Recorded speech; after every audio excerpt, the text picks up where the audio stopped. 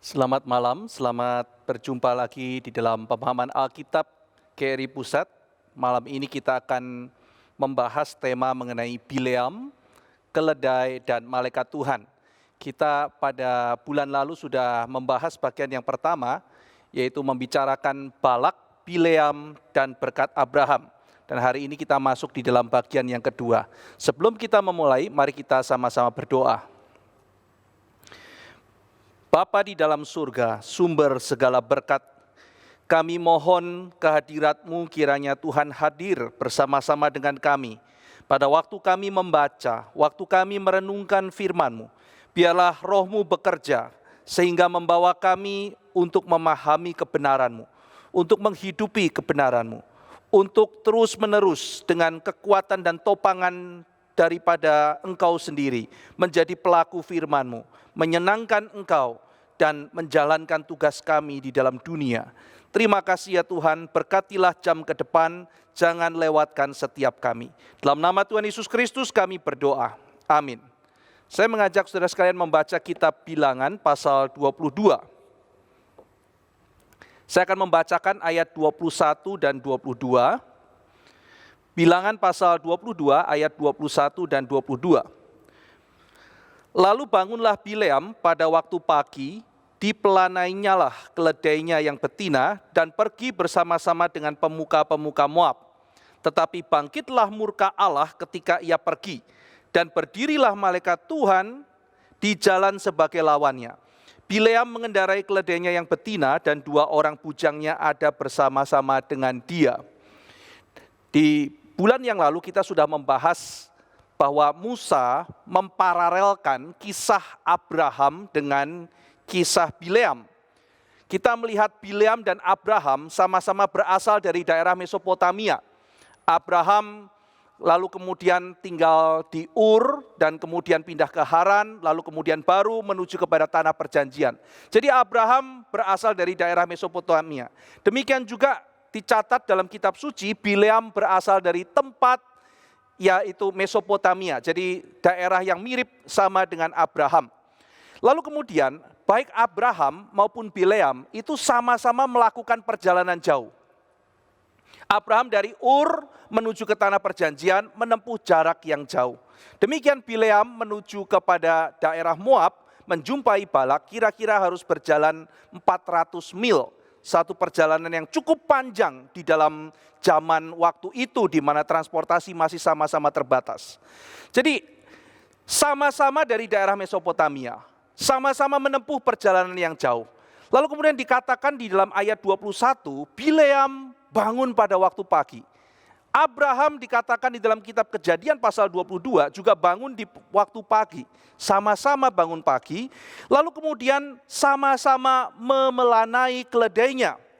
Bileam memelanai keledainya, lalu Abraham memelanai keledainya. Lalu kemudian sama-sama pergi, ayat 22 dikatakan bahwa dia pergi bersama dengan dua orang bujangnya. Dan Abraham juga pergi bersama dengan dua orang bujangnya. Lalu kemudian setelah peristiwa pengorbanan Ishak, kita melihat bahwa tangan Abraham dicegah oleh malaikat. Malaikat muncul, dan di dalam kitab Bileam, malaikat juga muncul. Jadi penulis kitab Kejadian dan penulis kitab Bilangan, yaitu Musa, memparalelkan kisah Abraham dan kisah Bileam. Saudara-saudara sekalian, kalau bulan yang lalu kita sudah sekilas melihat kesamaannya, sekarang hari ini kita akan melihat kontrasnya lebih detail. Jadi meskipun ada kesamaan di mana Musa ingin kita menaruh perhatian, ingat, ketika saya menceritakan hal ini, kisah apa yang kau ingat? Iya, kisah Abraham. Jadi ada kesamaan, ada kemiripan, menarik perhatian kisah Abraham dan kisah Bileam. Tetapi selain kesamaan-kesamaan yang digambarkan, kita melihat kontrasnya. Ada kontras antara Bileam dan Abraham. Yang pertama, saudara-saudara sekalian, Abraham meninggalkan Mesopotamia karena panggilan Tuhan. Dia taat, sementara Bileam pergi karena dia tidak taat kepada Tuhan.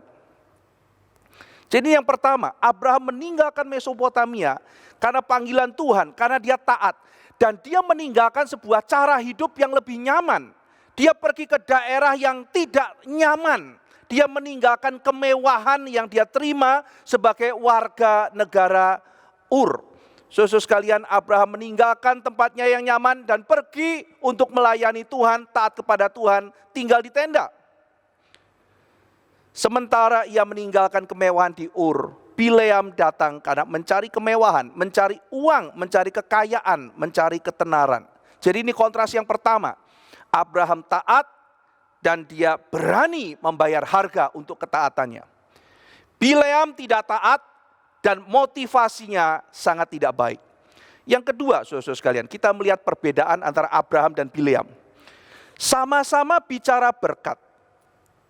Namun Abraham tidak pernah menjadi sumber berkat. Abraham pasif.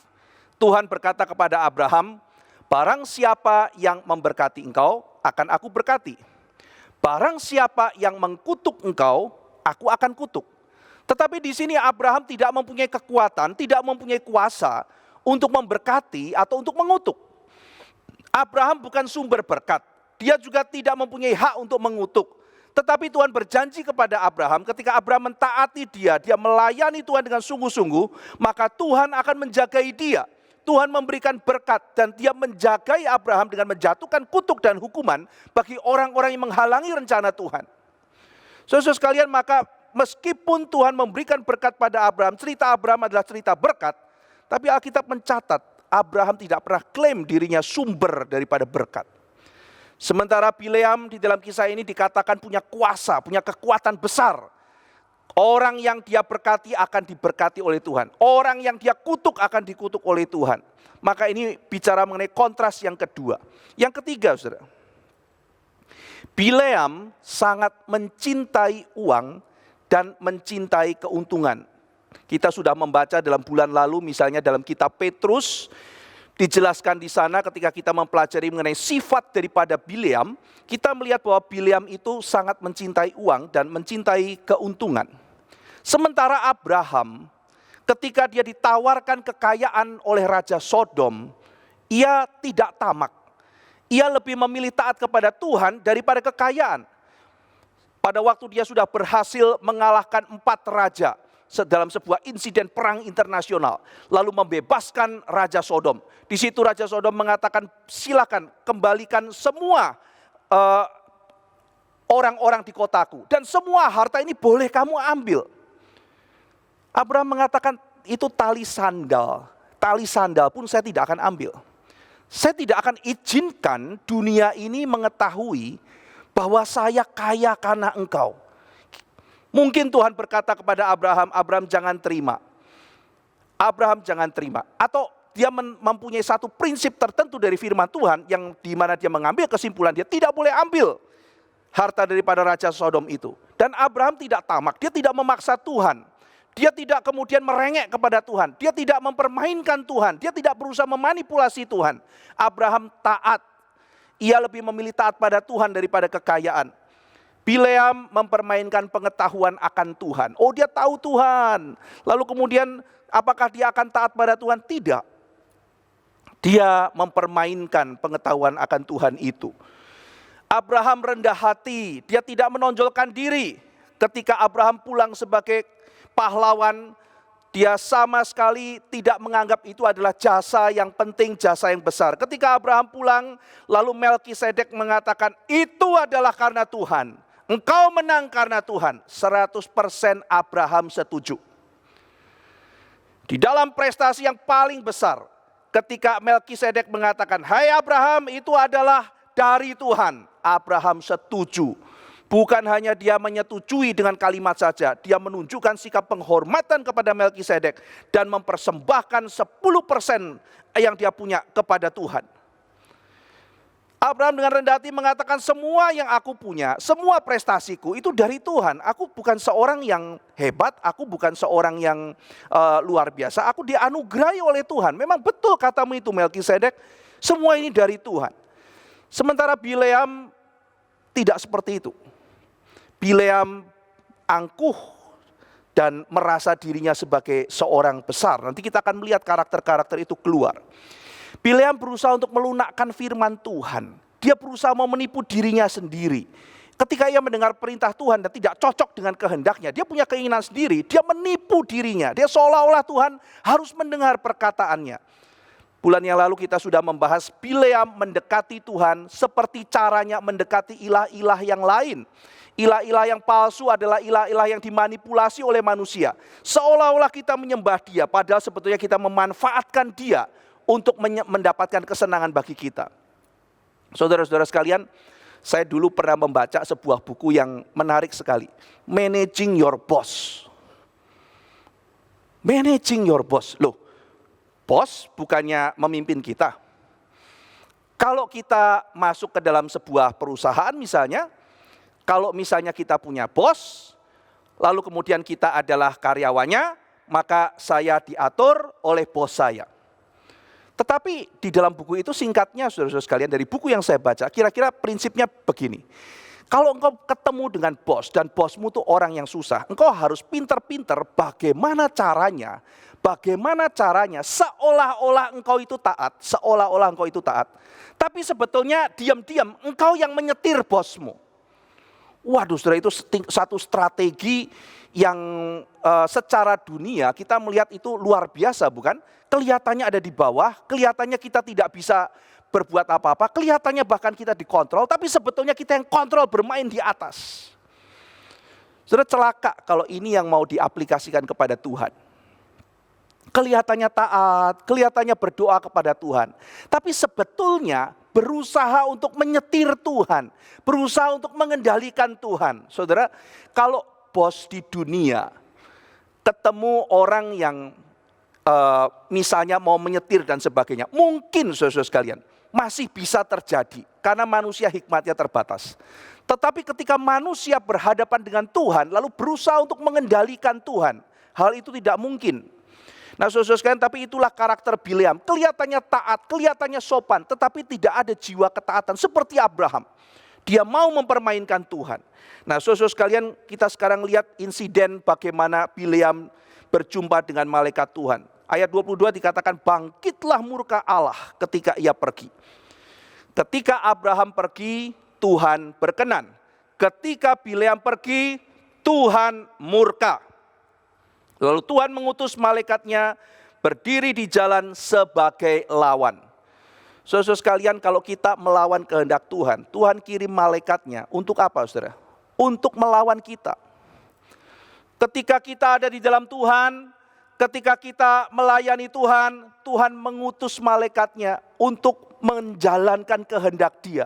Ketika kita ada di jalan Tuhan, maka malaikat Tuhan diutus untuk melayani pelayan Tuhan, menggenapkan rencana Tuhan. Maka menjadi sekutu, menjadi rekan, menjadi penyerta di dalam menjalankan kehendak Tuhan. Tetapi Alkitab mengatakan sekarang malaikat berdiri sebagai lawan ketika Bileam melawan Tuhan. Nah, saudara sekalian, lalu kemudian di situ dikatakan di ayat 23, ketika keledai itu melihat malaikat Tuhan berdiri di jalan, dengan pedang terhunus di tangannya, menyimpanglah keledai itu dari jalan dan masuk ke ladang. Maka Bileam memukul keledai itu untuk memalingkannya kembali ke jalan. Tuhan memakai keledai.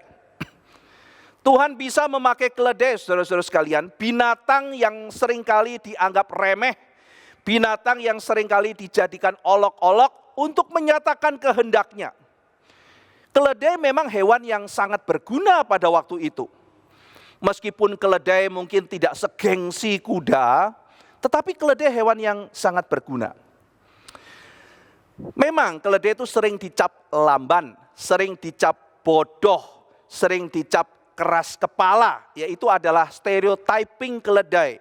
Dan saudara sekalian, cap bahwa keledai itu lamban, keledai itu bodoh, dan keledai itu keras kepala, itu bukan hanya di dalam tradisi Yahudi saja.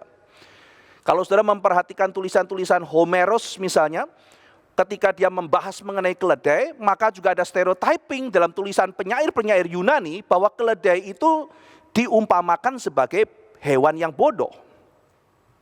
Saudara, Alkitab mencatat bahwa keledai itu meskipun lamban, tetapi Tuhan menaruh perhatian pada hewan ini. Hewan ini bisa atau sanggup memikul beban yang berat. Dan dia tidak pilih-pilih. Kalau kuda seringkali kita pilih-pilih, bukan apa yang harus diangkut oleh kuda. Tetapi keledai tidak. Jalannya memang lamban. Tetapi keledai adalah hewan yang sanggup memikul beban yang berat. Keledai digambarkan dalam Alkitab juga hewan yang setia kepada tuannya. Meskipun seringkali dicap bodoh.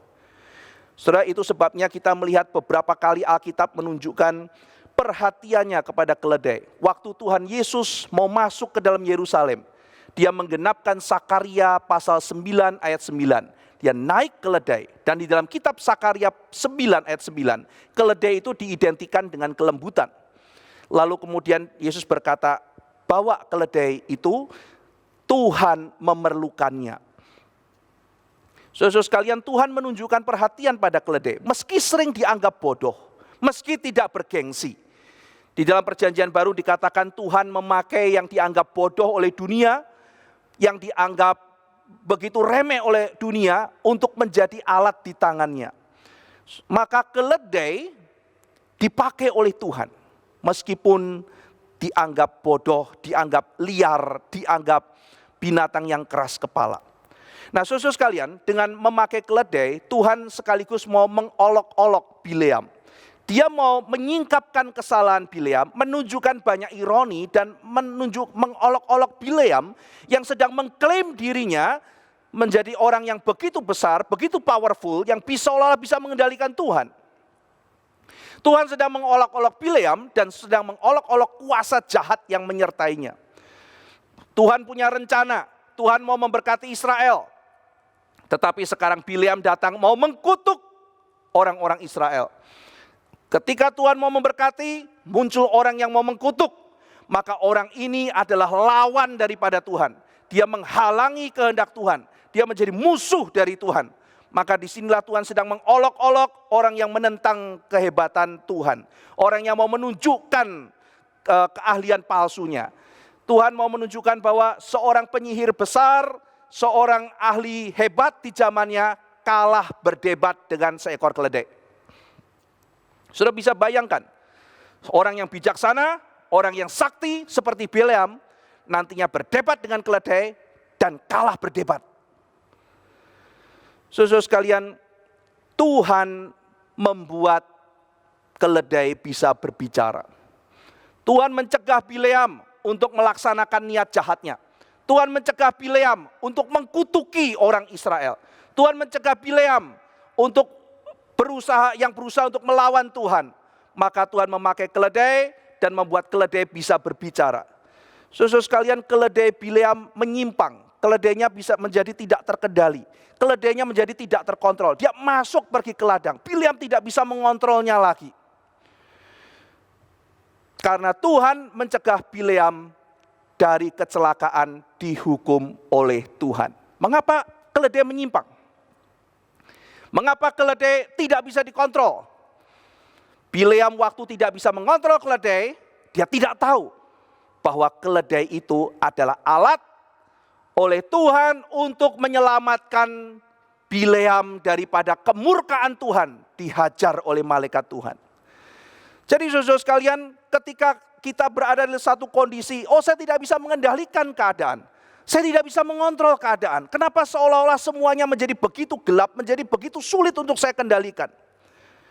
Lalu kemudian kita merasa, wah ini tidak benar, ini saya harus marah, saya akan melakukan segala cara untuk mengendalikan. Tapi kita tidak bisa, saudara. Seringkali saudara sekalian kita mesti bertanya, apakah kita sudah ada di jalan yang benar? Tuhan mencegah Bileam dari kecelakaan, dihukum oleh Tuhan karena berada di tempat yang salah. Bileam di stop dari tindakannya untuk makin melawan Tuhan. Sebelum Bileam makin jauh, sebelum Bileam makin melawan Tuhan, maka Tuhan men-stop dengan cara apa? Bileam dibuat tidak bisa mengendalikan situasi. Ketika situasi tidak terkontrol, marahlah Bileam, dia marah pada keledainya. Ia tidak boleh mengkutuk Israel, sekarang ia mulai mau mengkutuki keledainya, bukan? Ketika ditekan, ketika dalam kondisi yang begitu berat, begitu sulit, maka nyatalah saudara-saudara sekalian apa yang ada di dalam hati manusia. Apa yang ada dalam hati manusia? Kemarahan Bileam, keinginannya untuk membunuh, keluar semua, saudara. Apa yang ada dalam isi hati Bileam? Saudara sekalian, kalau ingin tahu isi hati seseorang, lihatlah orang itu pada waktu di dalam tekanan. Ketika orang itu ditekan, ketika orang itu mengalami kesulitan, keluar semua yang ada dalam hatinya.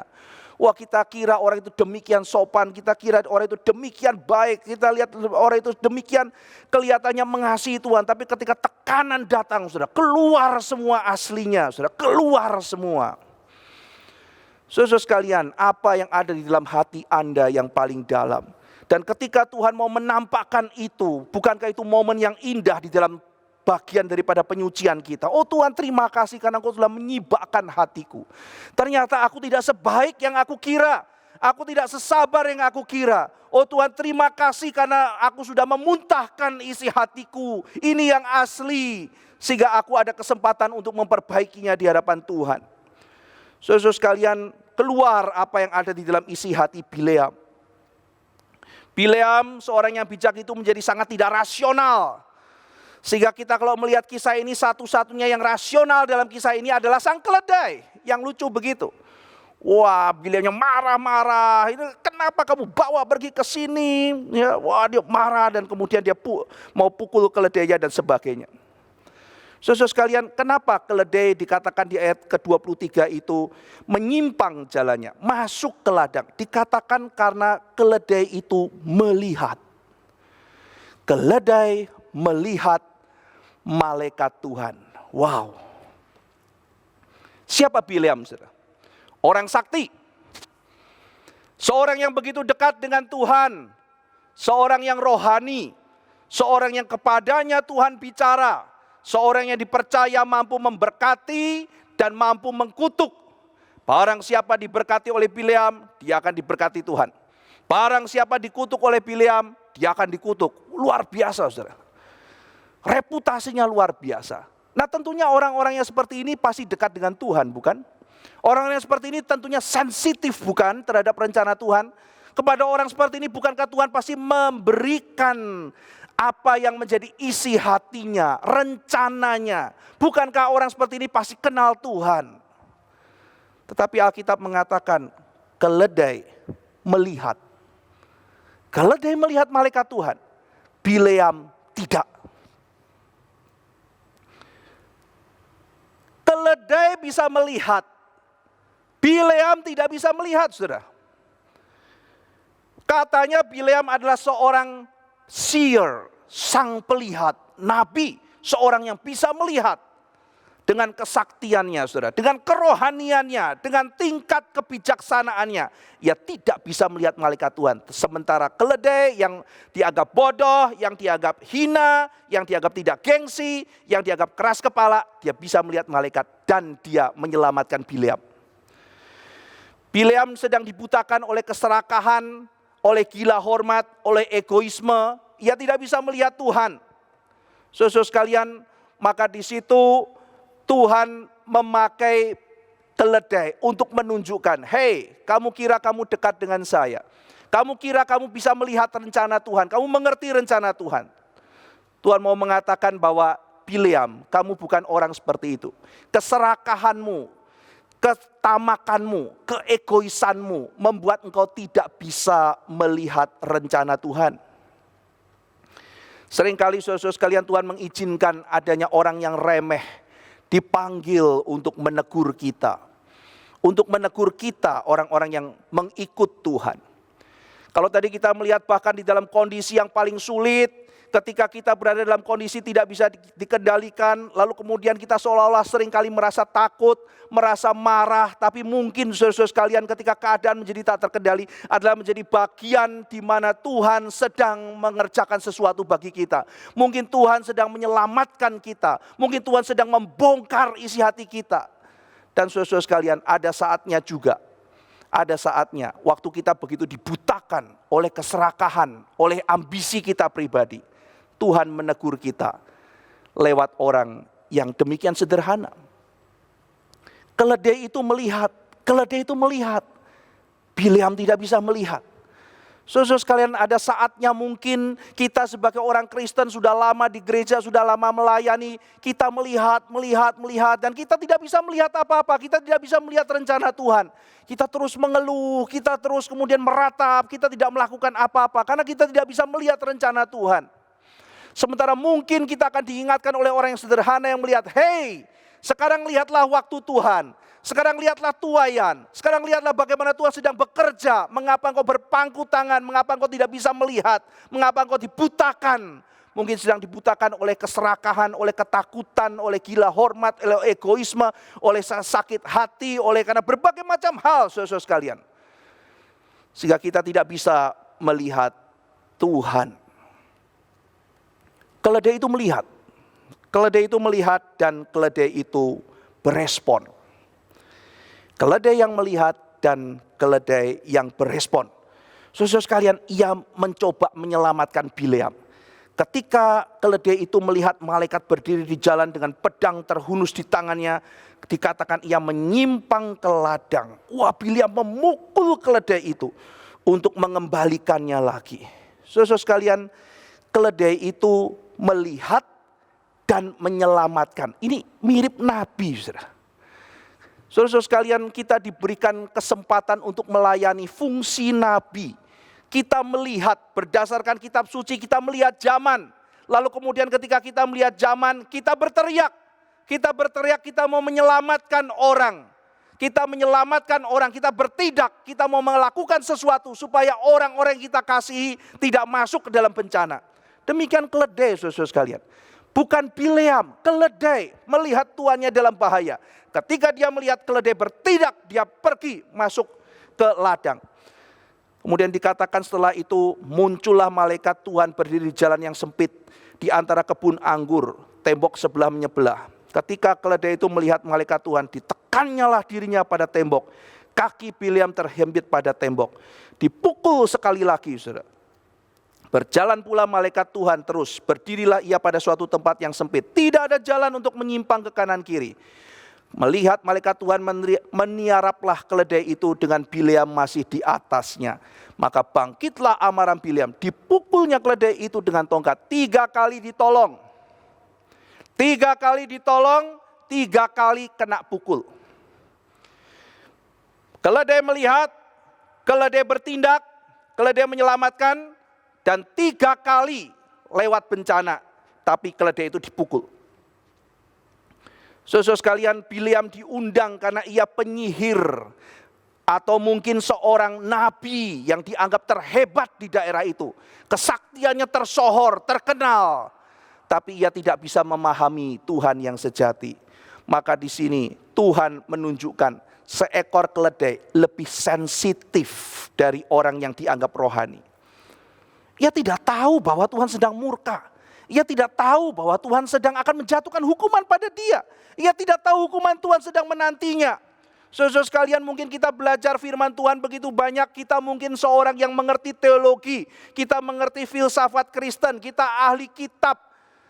Tapi saudara sekalian, apakah saudara pernah meminta kepada Tuhan, Tuhan bukalah mataku supaya aku bisa melihat rencanamu. Supaya aku tidak hidup dalam kebutaan. Aku ingin melihat ya Tuhan rencanamu. Oh Tuhan, berikanlah aku sensitivitas untuk mengikut rencana Tuhan.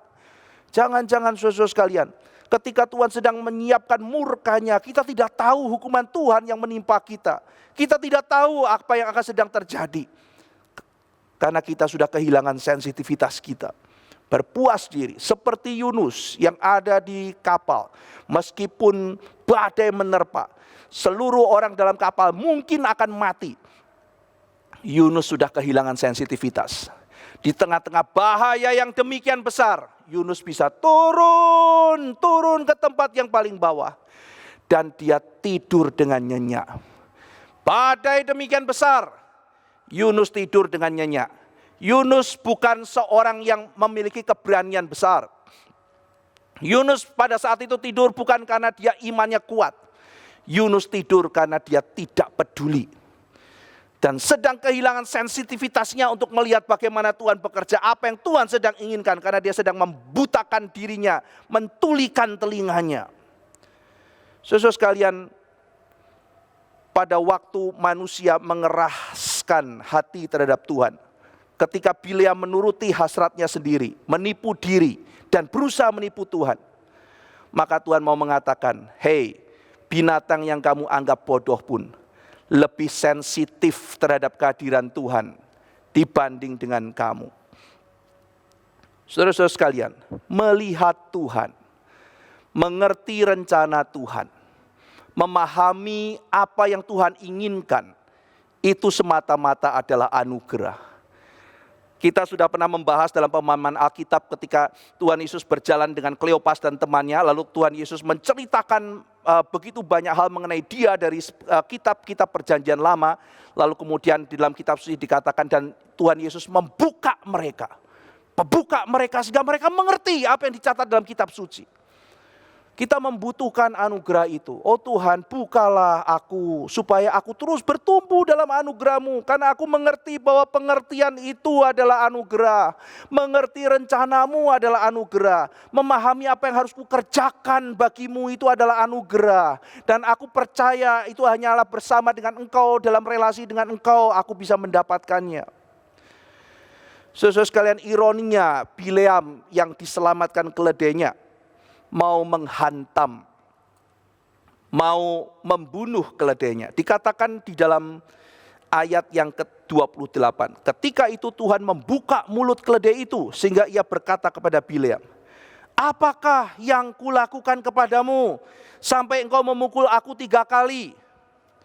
Jawab Bileam kepada keledai itu, karena engkau mempermain-mainkan aku, seandainya ada pedang di tanganku, tentulah engkau kubunuh sekarang. Wah saudara, ini muncul apa yang ada dalam hati Bileam. Engkau mempermainkan aku. Aku sudah kepengen pergi ke sana, kenapa dihalang-halangi? Aku mau ke sana, engkau menghalangi, aku marah. Saudara, kenapa manusia marah? Di dalam kitab Yakobus dikatakan engkau menginginkan sesuatu, tetapi engkau tidak mendapatkannya, maka engkau marah. Kita akan lihat Yakobus pasal 4.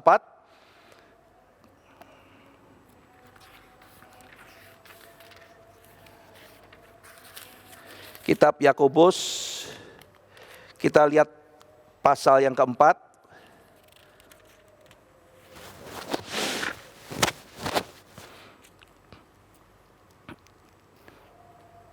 Ayat yang kedua. Kamu mengingini sesuatu, tetapi kamu tidak memperolehnya. Bileam ingin segera sampai, ingin bernubuat, ingin ketemu Balak, ingin dapat hadiah. Kamu ingin sesuatu, tapi kamu tidak memperolehnya. Tapi tidak bisa sampai karena dihalangi keledai. Lalu kamu membunuh, kamu iri, tetapi kamu tidak mencapai tujuanmu. Lalu kamu bertengkar, kamu berkelahi, kamu tidak memperoleh apa-apa karena kamu tidak berdoa. Atau kamu berdoa juga, tetapi kamu tidak menerima apa-apa karena kamu salah berdoa.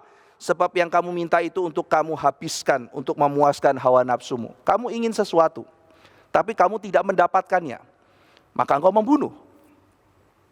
Engkau tidak mendapatkan sesuatu, maka engkau berkelahi.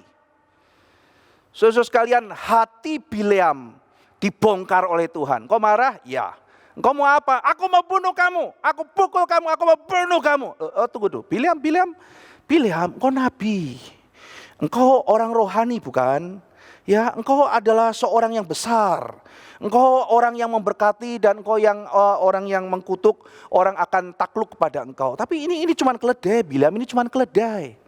Biarin, saya pukul, saya bunuh. Kalau ada pedang saya bunuh kamu. Wah, saudara-saudara sekalian, apa yang terjadi pada Bileam? Kenapa Bileam menjadi seperti ini? Ya, karena Bileam ingin sesuatu, dia tamak dikatakan dalam kitab suci. Dan dia pengen mendapatkan itu, tapi itu tidak didapatkannya. Maka ia marah, maka ia membunuh. Yang mau membunuh, saudara. Maka dia keluarkan kalimat-kalimat itu. Kalau ada pedang di sini, kamu sudah saya bunuh. Saudara sekalian, padahal keledai itu mau menyelamatkan dia. Nantinya malaikat mengatakan, kalau dia lewat begitu saja, Bileam, engkau mati, keledai itu selamat. Kalau engkau dibiarkan saja lewat, malaikat akan tebas dia. Dan keledai itu akan selamat. Saudara sekalian, malaikat itu kenapa dia tidak menebas Bileam? Bileam datang, lalu kemudian dia di situ, keledainya menyimpang, kan tinggal turun ke ladang, saudara. Kita pikirkan ya, jadi ada jalan, lalu malaikat bawa pedang di sini, dia siap pegang pedang, lalu kemudian keledai melihat malaikat, dia menyimpang ke ladang. Kalau menyimpang ke ladang ya gampang, saudara ya, tinggal kita turun ke ladang aja, kita tebas saja kan. Lalu ada jalan sempit. Dia kemudian mepet ke sana sehingga kakinya Bileam kepepet. Ya tinggal ambil pedangnya, tusuk aja, selesai. Kenapa malaikatnya diam saja, saudara? Lalu kemudian jalannya sempit, gak bisa berbuat apa-apa. Lalu keledainya berlutut. Kenapa gak langsung dia tebas saja, sudah enak di depan. Saudara sekalian, berarti kita melihat kalau malaikat mau bunuh, itu sebetulnya harusnya bisa. Berarti di sini malaikat datang masih memberikan peringatan terlebih dahulu kepada Bileam. Kalau Bileam mau dieksekusi oleh Tuhan, saat itu bisa. Tetapi melalui seluruh kejadian ini, Tuhan mau memberikan pelajaran buat Bileam dan kepada seluruh orang yang membaca kitab suci. Tuhan sedang memberikan peringatan melalui malaikatnya. Ia memperingatkan Bileam.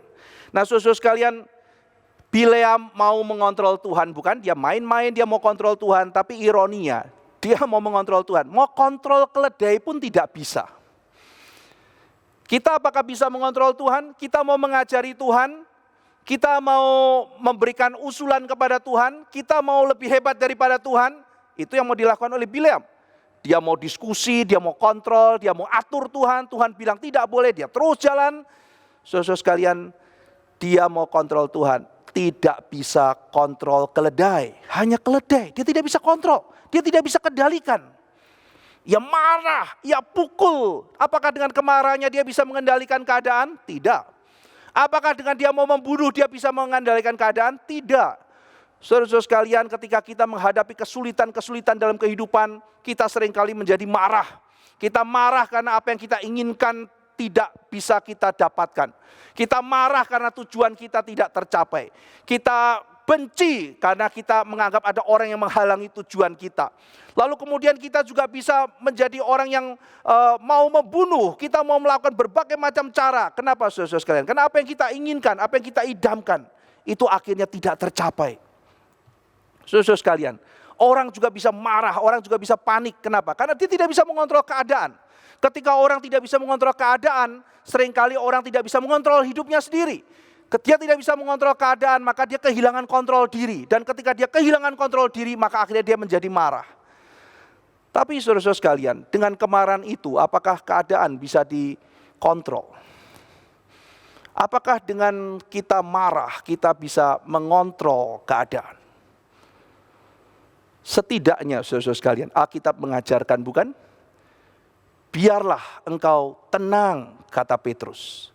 Biarlah engkau menjadi tenang, supaya engkau bisa berdoa. Biarlah engkau menjadi tenang. Tenang. Jangan biarkan kemarahan menguasai engkau. Kenapa kemarahan menguasai engkau? Karena saya tidak bisa kendalikan. Saya tidak bisa mengontrol keadaan. Saya tidak bisa mengendalikan semuanya. Semuanya begitu liar, tidak bisa dikontrol. Keledai itu di mana-mana, keadaan menjadi liar. Saya tidak bisa mengontrol keadaan. Saya menjadi panik. Apa yang saya inginkan tidak tercapai. Saya marah. Apakah dengan kemarahan-kemarahan, semua kemarahan itu kemudian keadaan bisa dikontrol? Saudara-saudara, kita sudah biasa, bukan? Kita marah, kita biasanya mau mengontrol keadaan. Tapi apakah dengan kemarahan kita pasti bisa mengontrol keadaan? Belum tentu, saudara. Ada sekelompok orang gitu ya, di depan rumah, berisik, kita sudah tegur. Jangan keras-keras ya, yang di dalam rumah mau tidur. Lalu kemudian mereka tambah berisik, kita keluar dan bilang, sudah saya kasih tahu. Wah, kita harap dengan kemarahan itu, kita bisa mengontrol keadaan. Apakah keadaan bisa lebih baik? Belum tentu, saudara. Mungkin mereka juga marah. Maka terjadi perkelahian besar dan makin tidak terkontrol keadaan. Apakah dengan kemarahan pasti keadaan bisa diselesaikan? Apakah dengan membunuh bisa diselesaikan, saudara? Tidak. Apakah kalau misalnya orang yang mengganggu itu lenyap, maka semuanya keadaan bisa terkontrol? Apakah kalau orang-orang tertentu, situasi tertentu lenyap dalam kehidupan kita, semua akan lebih baik? Justru keledai itu, saudara, yang tidak bisa dikontrol, yang mengganggu, yang meresahkan Bileam adalah alat Tuhan. Alat Tuhan untuk memurnikan Bileam. Untuk tidak membawa Bileam pergi ke tempat di mana dia akan dihukum. Saudara, pernahkah kita mengalami sesuatu? Kita melakukan sesuatu, dihambat, pergi ke situ dihalangi. Kita mau pergi kemana nggak bisa, lalu kita marah, saudara. Padahal Tuhan sedang mencegah kita melakukan sesuatu. Kita mau ketemu orang tidak bisa. Kita melakukan apa tidak bisa. Dan kita sebel sekali, saudara. Tapi tunggu, saudara. Kalau kita percaya kedaulatan Tuhan. Mungkin Tuhan tidak mau kita berada di tempat yang salah. Mungkin Tuhan tidak mau kita ada di tempat yang salah. Kemarahan-kemarahan tidak menyelesaikan. Keinginan membunuh tidak menyelesaikan. Jadilah tenang supaya engkau bisa berdoa. Ketika engkau tidak bisa mengontrol keadaan, seringkali kita tidak bisa mengontrol hati kita. Tetapi saudara sekalian, ketika kita membiarkan Tuhan memegang kendali akan hidup kita, Tuhan yang berdaulat itu mengontrol hati kita, maka itu yang kita kerjakan. Tuhan, aku tidak bisa mengontrol keadaan. Aku pun tidak bisa mengontrol hatiku. Tuhan, beri aku kekuatan. Tuhan, kontrollah hatiku sehingga aku tenang di hadapan-Mu. Kemarahanku tidak menyelesaikan apa-apa. Kalau kemarahan itu bukan kemarahan Tuhan, bagaimana bisa menyelesaikan? Apakah ada kemarahan yang menyelesaikan? Iya, kalau saudara marah di dalam kemarahan Tuhan. Ketika Tuhan mau kita marah dan kita menggenapkan kemarahan Tuhan, maka itu baru mempunyai nilai. Tetapi saudara sekalian, jikalau itu bukan kemarahan dari Tuhan, jikalau itu bukan emosi kudus dari Tuhan, maka tidak bisa menyelesaikan. Keledai sedang menyelamatkan dan Bileam mau membunuhnya. Saudara sekalian, bukankah seringkali kalau ada orang mengingatkan kita, kita tidak suka? Kalau ada orang yang memberikan kepada kita nasihat, bukankah seringkali kita benci? Pernahkah saudara merasa bahkan ingin membunuh? Karena saking bencinya diberitahu sesuatu. Kadang-kadang ada berbagai macam kejadian Tuhan izinkan di dalam kehidupan kita. Untuk mengkoreksi kita, saudara. Dan kadang-kadang kita tidak suka dikoreksi. Apa yang dikutuk oleh Bileam, apa yang dipukul oleh Bileam, apa yang mau dibunuh oleh Bileam adalah sesuatu yang membentuk hidupnya dan sesuatu yang mau menyelamatkan hidupnya. Saudara sekalian, Bileam pada waktu kondisi yang sangat sulit seperti itu, dia memukul keledai. Sekarang kita pikir saudara sekalian, bagaimana jikalau kita hidup seperti keledai itu? Kita melihat sesuatu, kita dipakai oleh Tuhan seperti keledai. Kita melihat sesuatu, lalu kemudian kita mau memperingatkan, hei, ada bahaya di depan, engkau akan celaka. Lalu kemudian kita mengambil inisiatif, kita berusaha untuk menyelamatkan. Tapi apa yang terjadi, saudara? Kita dipukul. Kita dipukul, saudara. Kenapa kamu begitu? Loh, kenapa kamu begitu? Loh, saya melakukan sesuatu untuk engkau. Kita dipukul, saudara. Lalu kemudian kita melihat lagi, hei, ada bahaya di depan, ada kecelakaan di depan. Lalu keledai yang melihat, lalu kemudian melakukan action lagi, dipukul lagi, saudara. Lalu yang ketiga, saudara, menyelamatkan lagi, dipukul lagi. Sampai Tuhan membuka mulut dan mengatakan, kenapa kamu pukul? Dan orang itu mengatakan, kalau ada pedang aku bunuh kamu. Pernahkah saudara dalam kondisi seperti itu? Anda melayani, Anda mengerjakan sesuatu, tetapi yang Anda terima adalah pukulan. Anda memberikan hati Anda, memberikan hidup Anda. Anda melihat bahaya, Anda memperingatkan orang. Anda melayani, memberikan hidup Anda. Yang Anda terima adalah pukulan. Pukulan, pukulan, pukulan, pukulan. Dan ketika ada orang, Anda mengatakan, aku menyelamatkan kau. Apakah dia berterima kasih? Mungkin, saudara. Yang kalimat yang keluar adalah, berterima kasih, kalau ada pedang saya bunuh kamu. Tapi kalimat malaikat itu memberi penghiburan. Kalimat malaikat itu memberi penghiburan. Saudara sekalian, ayat 31. Tuhan menyingkapkan mata Bileam, dilihatnyalah malaikat Tuhan dengan pedang terhunus di tangannya, berdiri di jalan, lalu berlututlah ia dan sujud. Berfirmanlah malaikat Tuhan kepadanya, apakah sebabnya engkau memukul keledaimu sampai 3 kali? Lihat, aku keluar sebagai lawanmu, sebab jalan ini dalam pemandanganku menuju kepada kebinasaan. Tuhan membela orang yang dipakainya. Tuhan membela, saudara sekalian. Saudara, kalau kita membayangkan kita dipakai oleh Tuhan seperti keledai ini, dipakai untuk melihat, untuk memperingatkan, lalu dipukul. Kita melihat, kita memperingatkan, dipukul. Kita melihat, memperingatkan, dipukul, mau dibunuh. Apakah engkau bersyukur? Bersyukur, kalau ada pedang saya bunuh kamu. Tapi malaikat Tuhan mengatakan, kenapa? Kenapa kau pukul dia? Keledai itu menyelamatkan engkau, tapi kenapa kau pukul? Saudara sekalian, penghiburan kita adalah kalau saudara melayani Tuhan dengan kesungguhan hati. Ketika saudara melayani Tuhan dengan sungguh-sungguh memberikan semuanya, dan saudara mungkin mengatakan dalam hatimu, Tuhan, aku sedih sekali. Aku melayani engkau, tapi kenapa ya Tuhan, orang-orang yang kulayani belum bisa melihat. Mereka ada di dalam murka-Mu, mereka menuju kebinasaan. Saya memberitakan Injil kepada mereka, saya memberitakan kabar sukacita pada mereka, tapi mereka tidak melihat. Mereka menganggap aku musuh, mereka menganggap aku orang-orang yang patut dipukul, yang patut dibinasakan. Saudara, jangan kecil hati, karena akan tiba saatnya yang mengutus kita akan mengatakan, kenapa engkau melakukan hal itu pada utusanku?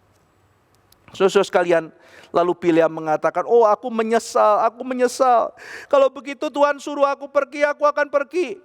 Tuhan suruh aku pulang, aku akan pulang. Tetapi saudara, di sini Tuhan mengatakan, enggak, kamu teruskan perjalanan kamu. Tetapi apa yang akan dikatakan oleh Tuhan, kamu harus katakan. Nah saudara sekalian, setelah ini, lalu kemudian konfrontasi ini, Bileam berjanji, pokoknya nanti dia akan ketemu Balak. Lalu kemudian apa yang akan dibicarakan oleh Tuhan kepada Bileam harus diomongkan. Saudara-saudara sekalian, saya membayangkan ya, Musa lagi cerita. Lalu orang-orang ada di sekitar Musa mendengarkan, ada anak-anak kecil, ya. Lalu kemudian ada orang-orang, lalu Musa menceritakan kepada mereka. Kita pernah suatu ketika dalam keadaan mau ditenung. Wah, ditenung, iya. Kita mau dipakai dukun dengan kekuatan yang sangat besar. Wah, begitu ya Bapak Musa? Iya. Jadi mereka sudah tahu Allah ada di belakang kita, Allah menyertai kita, dan Allah itu dahsyat luar biasa, tidak ada yang bisa menghentikan. Mereka ketakutan, mereka tahu sumber kekuatan kita adalah Tuhan. Maka mereka mau celakai supaya kita tidak disertai Tuhan. Maka panggil tukang ahli tenung. Wah, terus gimana? Saya bisa membayangkan muka-muka orang yang mendengarkan cerita itu. Lalu kemudian mereka tertawa ketika adegan mengenai Bileam dan keledai itu. Wah, gitu ya. Keledainya lihat, orangnya gak lihat. Ini nabi hebat. Lalu kemudian sampai, saudara, kejutannya adalah ketika Bileam sedang siap, Balak sudah semangat, kutuk. Lalu kemudian dia buka mulutnya, yang keluar berkat. Wah, saudara sekalian, bisa dibayangkan mukanya Balak itu seperti apa, marahnya seperti apa. Saudara sekalian, kita melihat ini di dalam pasal 23 dan pasal 24. Di sini 3 kali Bileam memberikan nubuatan. Kita akan melihat nubuatan yang pertama. Dalam pasal 23, Balak sudah senang. Oh, kamu akhirnya datang ya. Kenapa enggak datang? Karena kirain aku enggak bisa bayar ya. Bileam mengaku, enggak. Saya hanya bisa katakan apa yang Tuhan katakan. Saya tidak bisa mengatakan yang Tuhan tidak katakan. Saudara-saudara sekalian, kemudian muncul nubuatan yang pertama, kalimat pertama dari Bileam. Wah, setelah ada persembahan, korban dan sebagainya, si Balak udah semangat. Ya, kutuki dia supaya dia cepat mati. Orang-orang Israel supaya cepat kalah, supaya nanti bisa saya tundukkan. Wah, mereka sudah semangat, saudara. Lalu kemudian kita melihat bagaimana Bileam membuka mulutnya. Ayat 5, pasal 23. Kemudian Tuhan menaruh perkataan ke dalam mulut Bileam dan berfirman, kembalilah kepada Balak dan katakanlah demikian. Ketika ia kembali, maka Balak masih berdiri di situ di samping korban bakarannya bersama dengan semua pemuka Moab. Lalu Bileam mengucapkan sajaknya, katanya, dari Aram aku disuruh datang oleh Balak raja Moab, dari gunung-gunung sebelah timur. Datanglah, katanya, kutuklah bagiku Yakub, datanglah, kutuklah Israel. Bagaimanakah aku menyerapah yang tidak diserapah Allah? Bagaimana aku mengutuk yang tidak dikutuk Tuhan? Sebab dari puncak gunung-gunung batu aku melihat mereka. Dari bukit-bukit aku memandang mereka. Lihat, suatu bangsa yang diam tersendiri. Suatu bangsa diam tersendiri. Dan tidak mau dihitung di antara bangsa-bangsa kafir. Apa yang mau dinyatakan oleh Balak? Ini bangsa yang unik. Ini bangsa yang berbeda. Satu bangsa yang diam tersendiri, yang tidak mau dihitung di antara bangsa-bangsa kafir. Ini bangsa yang spesial, ini bangsa yang unik, ini bangsa yang kudus.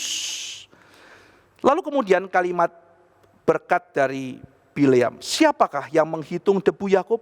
Siapakah yang membilang pondongan-pondongan Israel? Sekiranya aku mati seperti matinya orang-orang jujur, dan sekiranya ajalku seperti ajal mereka.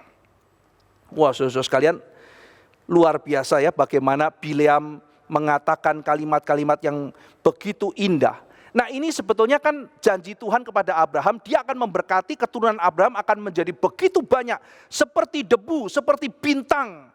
Dan ini kita lihat penggenapannya, saudara sekalian, bahwa di sini bangsa yang begitu banyak. Siapa yang menghitung debu Yakub? Siapa yang membilang pondongan-pondongan Israel? Saudara, ini berkat kepada Abraham, diberikan keturunan yang begitu banyak. Lalu kemudian dikatakan sekiranya aku mati seperti matinya orang-orang jujur. Jadi Bileam melihat, dia mengatakan ini hidupnya mereka itu sangat menarik. Aku kepengen hidup kayak mereka. Aku kepengen diberkati Tuhan kayak mereka. Aku kepengen matinya seperti mereka. Aku pengen ajalku seperti ajal mereka. Orang-orang yang penuh, yang diberkati oleh Tuhan.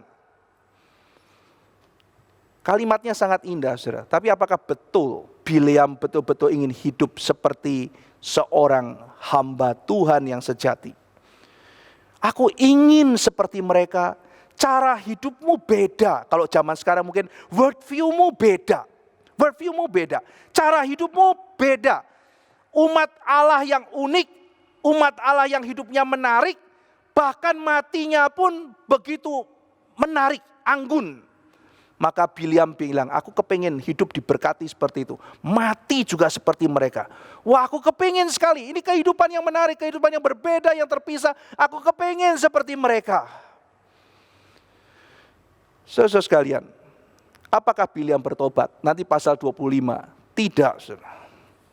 Ingin ya, oh aku kepengen, bagus ya, oh orang Kristen bagus, oh orang Kristen banyak peninggalan, oh demokrasi, oh sistem politik yang indah, oh orang Kristen mempunyai cara etika kerja Protestan, oh orang Reform cara kerjanya begini. Ada begitu banyak hal yang indah, aku kepengen seperti mereka, kerja profesional, lakukan segala sesuatu seperti di hadapan Allah, etika kerja Reform, kerjanya hebat, ada fighting spiritnya, ada apa, kita kepengen.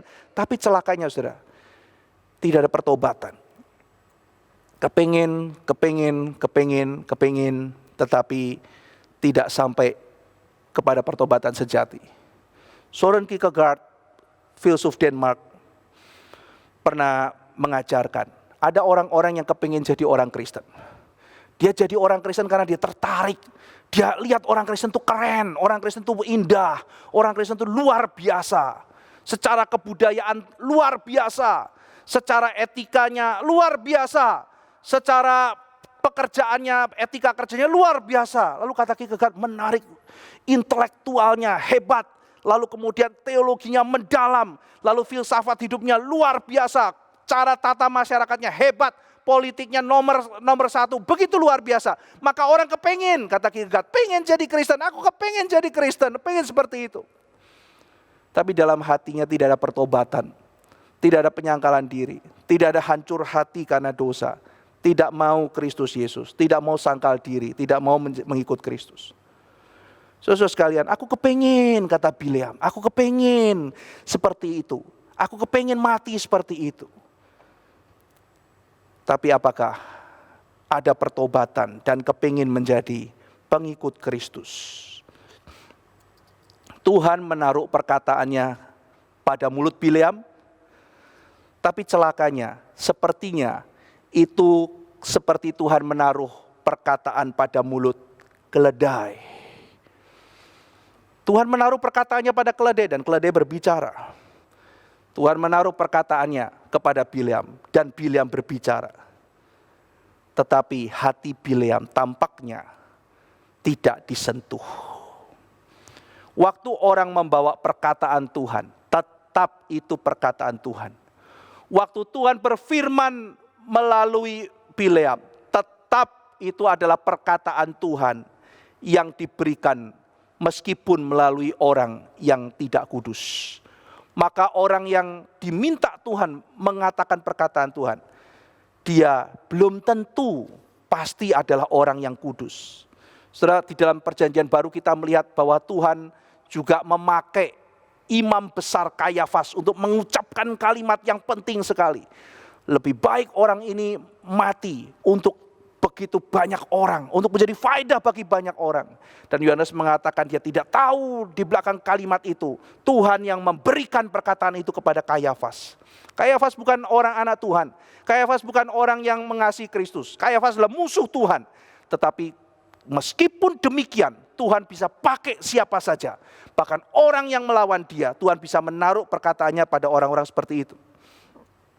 Maka Bileam membawa perkataan Tuhan, tetapi dia bukan orang yang kudus. Seorang yang perkataannya dipakai, bahkan belum tentu itu adalah hamba Tuhan yang asli. Maka di dalam kekristenan, perkataan dan kehidupan itu begitu penting. Being and character. Saudara sekalian, kita sayangnya masuk di dalam zaman yang tidak bisa ditolak, yaitu zaman publikasi media massa yang tinggi. Dan kita masuk dalam sebuah bahaya, dalam sebuah buku spiritualitas yang saya baca, di situ dikatakan ketika orang terus-menerus mementingkan publikasi, maka kita secara tidak sadar masuk ke dalam sebuah zaman, yaitu zaman yang memuja orang-orang yang mempunyai kultur selebritis. Lalu kemudian saudara, ketika saya baca di situ, kalau nggak salah Nancy Percy ya, kalau saya nggak salah ingat Total Truth atau apa gitu ya. Ketika orang masuk dalam kultur selebriti, yang penting adalah orang itu dikenal oleh banyak orang, maka itu menjadi selebriti dan perkataannya itu diperhatikan. Nah, tetapi dalam kultur selebriti ada satu hal yang harus diperhatikan, yaitu being and character itu menjadi tidak penting. Being and character menjadi tidak penting.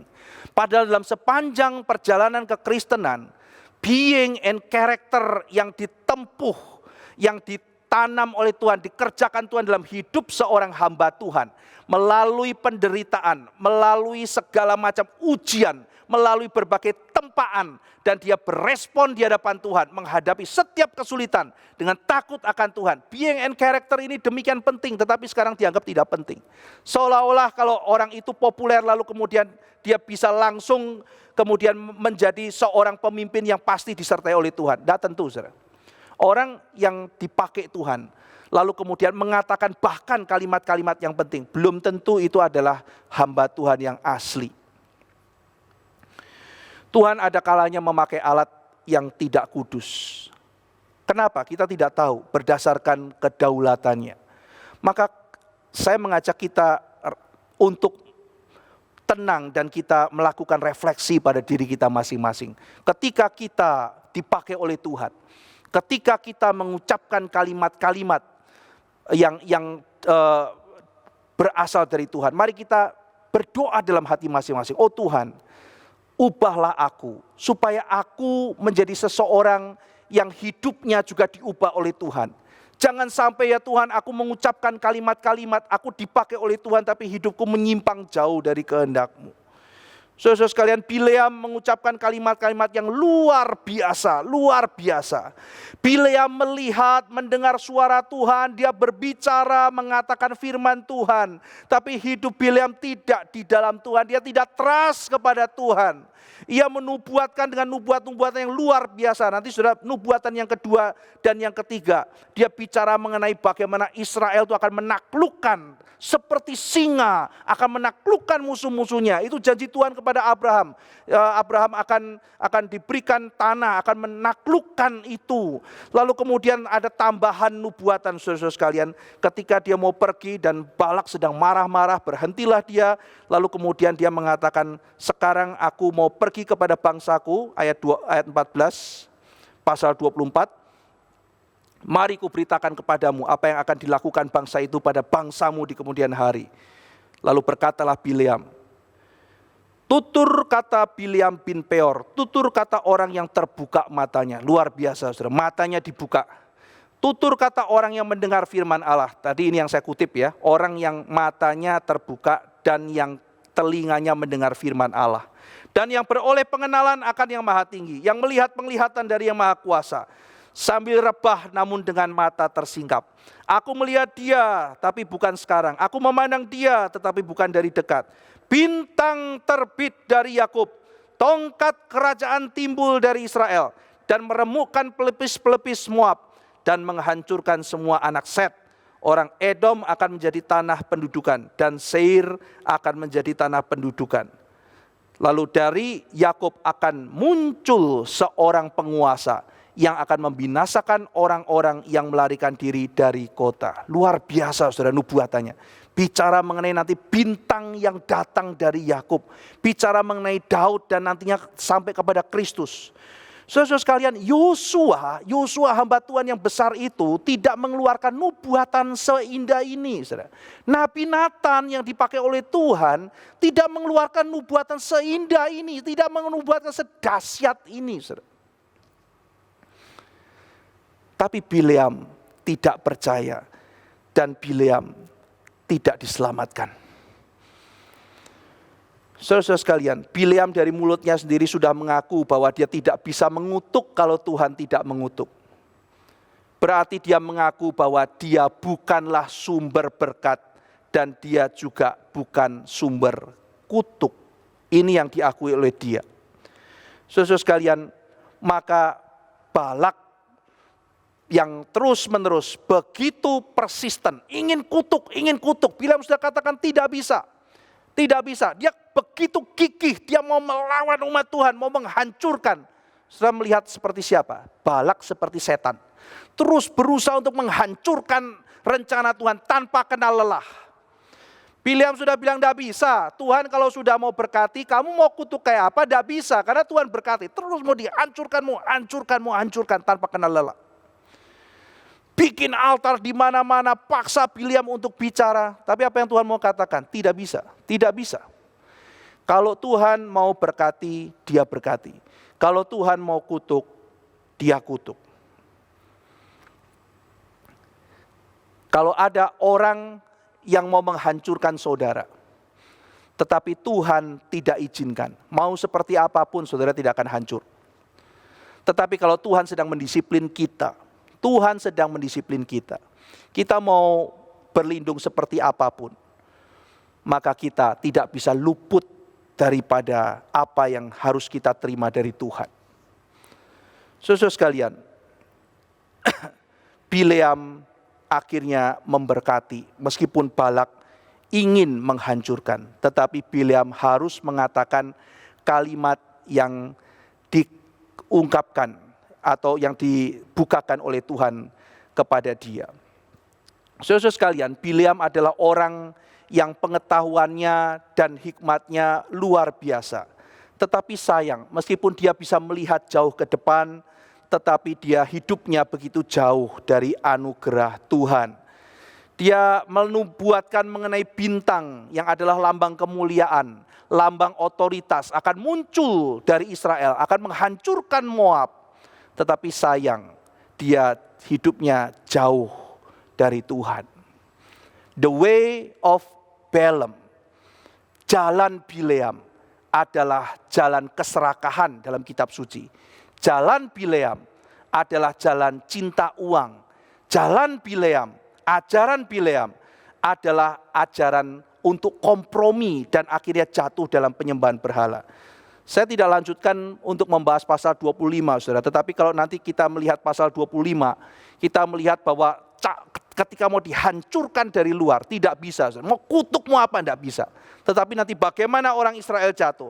Ketika mereka sendiri memandang rendah panggilan Tuhan. Ketika mereka hidup di dalam penyembahan berhala, maka itu nanti akan menjatuhkan murka dari Tuhan atas mereka. Saudara sekalian, cinta terhadap uang. Nantinya sebelum pergi, Bileam memberikan sebuah rencana, membuat sebuah rancangan, diberikan kepada Balak. Dan akhirnya melalui rancangan itu, akhirnya Balak bisa menjatuhkan hukuman Tuhan bagi orang-orang Israel. Karena orang Israel nanti akhirnya mentoleransi kejahatan. Mereka kemudian menyembah berhala. Sehingga akhirnya di situ karena bujukan, karena ajaran daripada Bileam, mereka akhirnya jatuh. Saudara, maka sampai hari ini kita melihat baik di dalam syarat menjadi penatua, syarat menjadi diaken di dalam kitab suci. Kalau saudara membaca, memperhatikan, salah satunya adalah tidak serakah terhadap uang. Tidak serakah terhadap uang.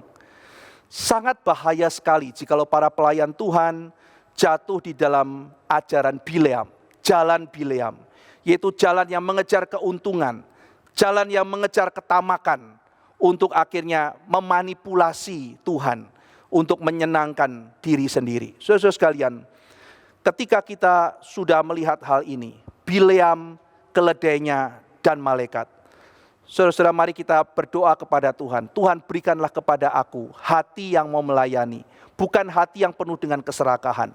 Tuhan, berikanlah aku sensitivitas untuk mengerti kehendak-Mu, untuk menjalankan kehendak-Mu. Di momen-momen pandemi seperti sekarang ini, biar kita tidak terus berpangku tangan, biar kita bisa melayani Tuhan. Berdoalah kepada Tuhan, mintalah Tuhan menyatakan kehendaknya kepada setiap kita. Biarlah kita boleh menangkap apa yang menjadi rencana Tuhan dan kita kerjakan dalam hidup kita. Mari kita berdoa. Bapa dalam surga, kami bersyukur, kami berterima kasih untuk firman yang Tuhan telah berikan kepada kami. Hari ini kami merenungkan bagian yang kedua dari kitab Bilangan pasal 22 sampai 24. Kami telah membahas mengenai kehidupan Bileam, mengenai dosa yang dilakukan oleh dia, dan bagaimana Tuhan memberikan peringatan kepada setiap kami untuk kami tidak jatuh di dalam jalan dan ajaran Bileam. Kiranya Tuhan boleh menolong kami, gereja-Mu, untuk terus melihat Engkau dan mempercayai kedaulatan Tuhan lebih daripada apapun. Karena apa yang dinyatakan di dalam bagian ini, yang paling utama bukan Bileam, yang paling utama bukan Balak, yang paling utama bukanlah berkat, bukanlah kutuk, bukanlah juga kisah mengenai korban, tetapi yang paling utama yang mau dinyatakan adalah kedaulatan-Mu ya Tuhan, kedaulatan-Mu atas segala sesuatu, kedaulatan-Mu bahkan melampaui orang yang dianggap paling hebat sekalipun di zaman itu. Terima kasih ya Tuhan, biarlah iman kami dikuatkan, mempercayai Tuhan yang berdaulat. Dalam nama Tuhan Yesus Kristus kami berdoa, amin.